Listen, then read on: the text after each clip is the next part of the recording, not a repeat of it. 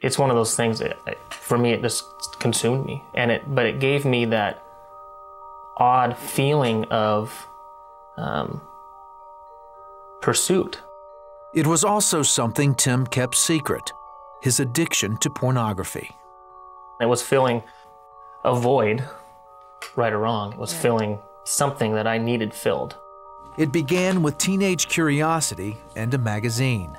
But the images sparked a desire in Tim to see more. By the time he reached adulthood, a boy's fascination had grown into an addiction fueled by the internet. It started slowly, and it was a short period of time and I was fully addicted. Yet no one ever suspected Tim had a problem. After all, he was a Christian who was active in his church.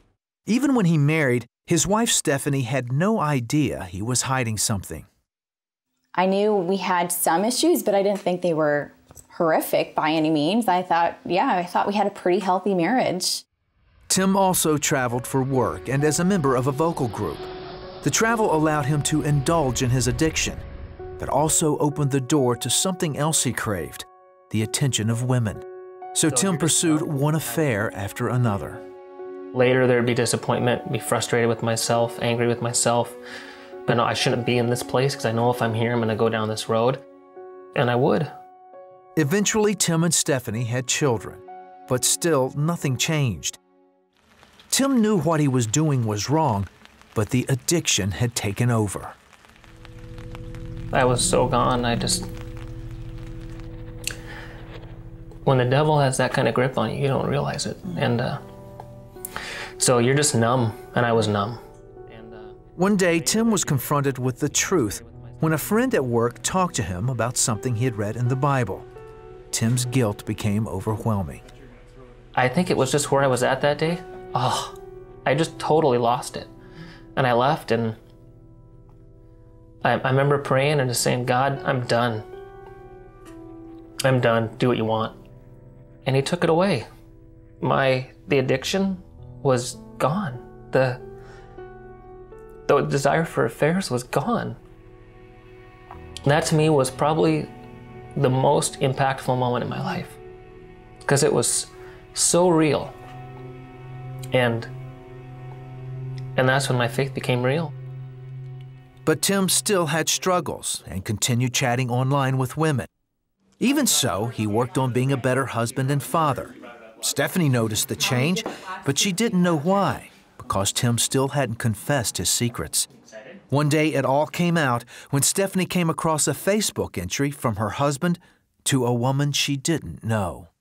I was pretty crushed. I was devastated because that kind of conversation should not have taken place between somebody else and my husband. That's totally crossing the line. The way she reacted to that was absolute disgust for me. And she didn't know the rest of the story. And so I went to bed that night kind of with a pit in my stomach, knowing something was up. And she knew. She knew something was up. It's still hard to talk about. So I just spilled. What do you do at that point? I mean, I just spilled and told her, and she left. Got the keys, and I immediately drove to church, and I sat at church and just cried out for help, and just...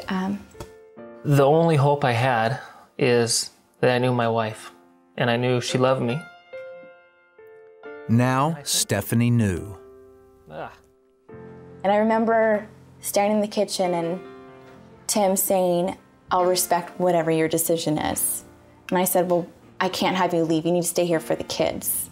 And then later that night, our pastor shared with me, you need to grieve for your marriage. You need to grieve what was and what you had. And you need to grieve the fact that your marriage will never be the same ever again. But also, he just said the simple words of forgive as you have been forgiven. And I remember telling him, I don't know if I can ever forgive him for this. The couple stayed apart for 10 days. During that time, Stephanie came to a realization that, at the time, was very hard to accept. And in order for me to heal, I have to forgive him. That doesn't mean I don't have to forget. That doesn't mean that the pain is gone. But I can start to heal now that I've given him that, and then together we can heal together. The path to forgiveness and rebuilding trust would take time. He had to gain it back, you know, and so it was just by him being open and honest, by saying, here's all my passwords. Check my email, check my Facebook, check this. Once we were able to do that, then it was like the path to recovery for us was rapid. She accepted where I was. She accepted that it wasn't an issue for me anymore, but I needed accountability. You know, by him being honest with me, it made it a lot easier for me to start to trust him. Healing and forgiveness come through God. Without God, I don't know how, I don't think we would be sitting here today. I know we wouldn't be sitting here today. We were taught that Christ had to be the center of the house. And I think that's backwards. I think Christ needs to be center of your life. And if he's the center of your life and the center of your wife's life, he will by default become the center of your house.